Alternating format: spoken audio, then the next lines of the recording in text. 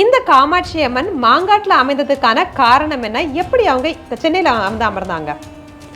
சிவபெருமானும் பார்வதி தேவியும் ஒரு நாள் கைலாயத்தில் இருந்தாங்க. சிவபெருமானை வந்து லிங்கமா வழிபடுவாங்க. ஒவ்வொரு இடங்களையும் ஒவ்வொரு மாதிரி இருக்கும். ஏன்னா அம்பாளினுடைய கோபத்தை வந்து தணிக்கணும், இந்த வெப்பத்தை வந்து குறைக்கணும் அப்படின்றதுனால எந்த மாதிரியான கஷ்டங்களுக்கு இந்த அம்மன் முதல்ல நமக்கு முக்கியத்துவம் கொடுத்து நமக்கு நிறைவேற்றுவாங்க? முதல்ல நம்ம காமாட்சி அம்மனை வழிபடணும் அப்படின்னா, ஸ்ரீ சக்கரம் பிரதிஷ்டை பண்றாங்கன்னா அப்ப இங்க மூலவரா யார் அமைஞ்சிருக்காங்க? இங்க மூலவர் யாரு அப்படின்னா காமாட்சி அம்மன் மூலவரே கிடையாது. ஜெம் டிவி நேயர்களுக்கு வணக்கம்.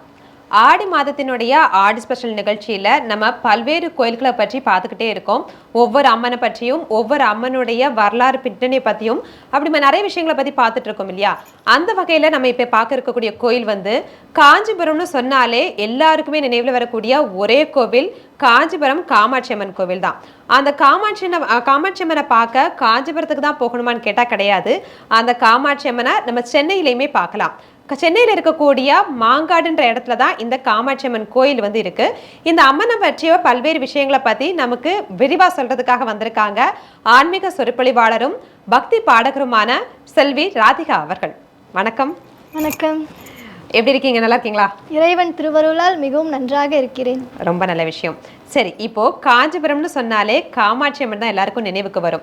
அந்த வகையில நம்ம சென்னையில மாங்காட்டுல அமைந்திருக்கக்கூடியது தான் இந்த காமாட்சி அம்மன். இந்த காமாட்சி அம்மன் மாங்காட்டுல அமைந்ததுக்கான காரணம் என்ன? எப்படி அவங்க சென்னையில வந்து அமர்ந்தாங்க? சிவபெருமானும் பார்வதி தேவியும் ஒரு நாள் கைலாயத்தில் இருந்தாங்க. அப்போ என்ன நடந்தது அப்படின்னா, பார்வதி தேவி விளையாட்டா போகி சிவபெருமானுடைய இரு கண்களையும் மூடிட்டாங்க. சிவபெருமான் யாரு? ஆதியும் அந்தமும் இல்லை, அருட்பெரும் ஜோதியவன். சிவபெருமானுடைய கண்களை மூடின உடனே இந்த உலகமே இருண்டா ஆகிட்டது. ஃபுல்லா இருட்டு. அந்த இருட்டு மயமாக ஆன உடனே சிவபெருமான் ரொம்பவே கோபம் அடைஞ்சிட்டார். ரொம்பவே கோபம் அடைஞ்சதுனால என்ன பண்ணாரு அப்படின்னா, இந்த மாதிரி நீ என்னுடைய கண்களை மூடியது ரொம்பவே தவறு அப்படின்னு சொல்லிட்டு சிவபெருமான் என்ன பண்றாரு அப்படின்னா, நீ பூலோகத்திலே சென்று மானுட பிறவியாக நீ பிறப்பாயாக என்று சாபம் கொடுத்துட்டாங்க. அதனாலதான் அந்த மாங்காடு காமாட்சி அம்மன் என்ன பண்றாங்க அப்படின்னா, பார்வதி தேவி தான் மாங்காட்டில் வந்து காமாட்சி அம்மனா இங்க வந்து அமர்ந்து தவம் செஞ்சவங்க யாரு அப்படின்னா காமாட்சி தான். அப்ப பார்வதி தேவி தான் வந்து காமாட்சி அம்மனா இங்க நமக்கு அருள் பாலிக்கிறாங்க இல்லையா? அப்ப இந்த காமாட்சி அம்மன் கோயில்ல வந்து பஞ்சாக்கினி விரதம்னு ஒண்ணு சொல்றாங்க. அவர் பஞ்சாக்கினி மத்தியில நின்று அம்மன் நின்னதா சொல்றாங்க இல்லையா? அதனுடைய காரணம் என்ன? என்னன்னா, பார்வதி தேவி வந்து சாபம் பெற்று விட்டாங்க இல்லையா? அந்த சாபம் பெற்ற உடனே என்ன பண்ணாங்க அப்படின்னா, மாங்காட்டில் இருக்கக்கூடிய அந்த இடத்துல வந்து அங்கே மாங்கனிகளா ஒரே மரமா இருந்தது. அங்கே பஞ்சாக்னி அப்படின்ற 5 நெருப்பு இருக்கும் அங்கே சுற்றி. அதுக்கு நடுவில் பார்வதி தேவி அமர்ந்து தவ கோலம் பூண்டாங்க. அதனால தான் அது என்னவா அழைக்கப்படுது அப்படின்னா ஆதி காமாட்சி அப்படின்னு அழைக்கப்படுது. அது மட்டும் இல்லாமல் அங்கே ஸ்ரீ சக்கரமே பிரதிஷ்டையும் பண்ணியிருக்காங்க. ஸ்ரீ சக்கரம் பிரதிஷ்டை பண்றாங்கன்னா அப்ப இங்க மூலவரா யார் அமைஞ்சிருக்காங்க? இங்க மூலவர் யாரு அப்படின்னா காமாட்சி அம்மன் மூலவரே கிடையாது. ஏன்னா ஆதி சங்கரர், அதாவது சிவபெருமான் என்ன பண்றாங்க அப்படின்னா, அந்த அம்மா வந்து சாபத்தினால தானே பூலோகம் வந்து அந்த மாங்காட்டில் இருக்கக்கூடிய அந்த காமாட்சியை வந்து தவக்கோலம் பூண்டாங்க.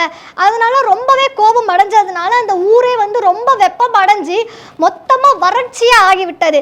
வறட்சி ஆனதுனால இந்த அம்மா என்ன பண்ணுறாங்க அப்படின்னா சிவபெருமானை நோக்கி தவம் செய்கிறாங்க. தவம் செஞ்ச உடனே சிவபெருமான் காட்சி அளிக்கிறார். என்ன சொல்கிறாரு அப்படின்னா, காஞ்சிபுரம் ஏகம்பரேஸ்வரர் நீ வர்றதுக்கு முன்னாடி ஆதிசங்கரர் என்ன பண்ணுறாரு அப்படின்னா, ஸ்ரீ சக்கரம், அதாவது அஷ்டகந்த மூலிகையால் ஆன, அஷ்டம் அப்படின்னாவே 8ன்னு சொல்லுவோம், அஷ்டகந்த மூலிகையால் ஆன ஸ்ரீ சக்கரத்தை ஆதிசங்கரர் பிரதிஷ்டை பண்றாங்க. அதனால மூலவர் வந்து காமாட்சி கிடையாது, ஸ்ரீ சக்கரத்தை தான் எல்லாரும் மூலவரா வழிபடுறாங்க. ஒவ்வொரு இடங்கள்லையும் வந்து சிவபெருமானை வந்து லிங்கமா வழிபடுவாங்க. ஒவ்வொரு இடங்களையும் ஒவ்வொரு மாதிரி இருக்கும். அந்த வகையில இங்க வந்து ஸ்ரீ சக்கரத்தை தான் வந்து நம்ம வந்து மூலவராகவே வந்து அருள் பாலிக்கிறாங்க இல்லையா? ஏன்னா அம்பாளினுடைய கோபத்தை வந்து தணிக்கணும், இந்த வெப்பத்தை வந்து குறைக்கணும் அப்படின்றதுனால ஸ்ரீ சக்கரமே இங்க பிரதிஷ்டை பண்ணி மூலவரா வந்து காமாட்சி அம்மனா இல்லாம ஸ்ரீ சக்கரத்தையே எல்லாருமே வந்து வணங்குறாங்க. வேற ஏதாவது வரலாறு பின்னணி இருக்கா இந்த காமாட்சி அம்மனுக்கானது? இதுதான் வரலாறு. இந்த ஸ்ரீசக்கரத்தை வந்து பிரதிஷ்டை பண்றதும் சிவபெருமான் கண்ணை மூண்டதுனால உலகம் வந்து இருண்டதும் தான் வந்து காமாட்சி அம்மன் வந்து மாங்காட்டில் அமர்ந்ததுக்கான காரணம் இல்லையா? சரி, இப்போ ஒரு பக்தர்கள், ஒரு தெய்வீக ஆன்மீக பக்தர்களா இருக்கட்டும், ஏதோ ஒரு கஷ்டங்களை வந்து அந்த அம்மன் கிட்ட சொல்லணும் அப்படின்னா எந்த மாதிரியான கஷ்டங்களுக்கு இந்த அம்மன் முதல்ல நமக்கு முக்கியத்துவம் கொடுத்து நமக்கு நிறைவேற்றுவாங்க? முதல்ல நம்ம காமாட்சி அம்மனை வழிபடணும் அப்படின்னா இதை செய்யணும் அதை செய்யணும்னு எதுவுமே இல்லை. முதல்ல வந்து அம்மன் அப்படின்னாவே ரொம்ப பிரசித்தி பெற்றது ஒன்று என்னன்னா எலுமிச்சை பழம். 6 வாரங்கள் எலுமிச்சை பழம் மாலை கட்டி அந்த மாங்காட்டு காமாட்சி அம்மனுக்கு செலுத்தி நமக்கு என்ன குறை இருக்கோ, இப்போ நிறையவே வந்து என்ன அப்படின்னா குழந்தை பாக்கியம், திருமண தடை, இது எல்லாத்துக்குமே வந்து ஒரு விடை கிடைக்கிற ஒரே ஒரு இடம் எது அப்படின்னா மாங்காட்டு காமாட்சி அம்மனை சொல்லலாம். 6 வாரங்கள் எலுமிச்சை பழ மாலை வந்து கட்டி அந்த அம்மனுக்கு நம்ம செலுத்தணும் அப்படின்னா குழந்தை பாக்கியம் இல்லாதவர்களுக்கு குழந்தை பாக்கியம் கிட்டும். அதாவது திருமணம் ரொம்ப நாளாக கை கூடவே இல்லை அப்படின்னா அந்த அம்மன் கிட்ட நம்ம முறையிட்டோம் அப்படின்னா 7ஆவது வாரம் கண்டிப்பாக நடக்கும்.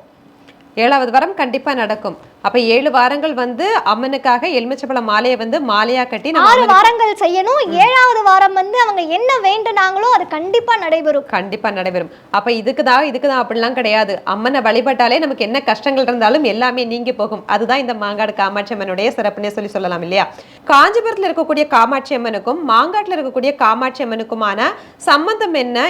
இங்க வணங்கினாலே காஞ்சிபுரத்துல இருக்கக்கூடிய காமாட்சி அம்மனை வணங்கினதுக்கான சமம் ஆகுமா?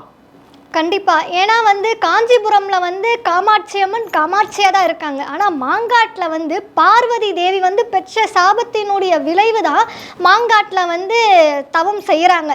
இப்போ காஞ்சிபுரத்தில் இருக்கக்கூடிய காமாட்சி அம்மனை நம்ம வணங்கணும் அப்படின்னா சகல செல்வங்களும் கிடைக்கும். ஆனால் மாங்காட்டில் இருக்கக்கூடிய காமாட்சி அம்மனை நம்ம வணங்கணும் அப்படின்னா குழந்தை பாக்கியம் இல்லாதவங்களுக்கு கண்டிப்பாக குழந்தை எப்படியாவது கிடைக்கும்.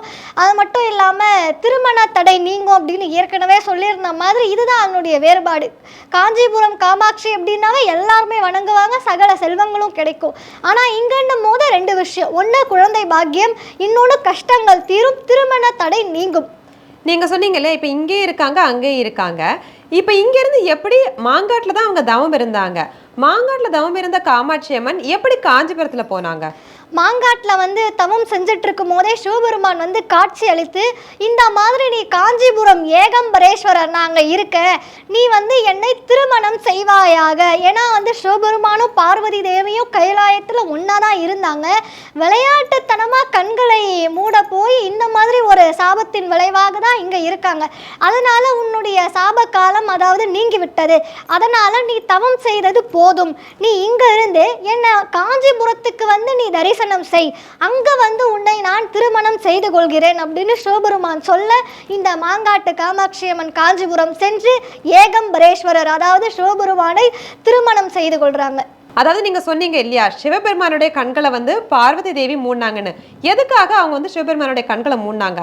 ஏன்னா வந்து இப்போ நம்மளே வீட்டில் வந்து நிறைய கணவன்மார்களோட வந்து நம்ம விளையாடுவோம் சும்மா. அந்த மாதிரி என்ன பண்ணாங்க அப்படின்னா சிவபெருமானும் பார்வதியும் வந்து பேசிட்டு இருந்தாங்க. சரி நம்ம சும்மா நம்ம மூடுவோமே அப்படின்னு சொல்லிட்டு பார்வதி தேவி, இதுவும் விதிதான். ஏன்னா வந்து தெய்வங்களுக்கே விதி இருக்குது, மனிதர்களுக்கும் விதி இருக்குது.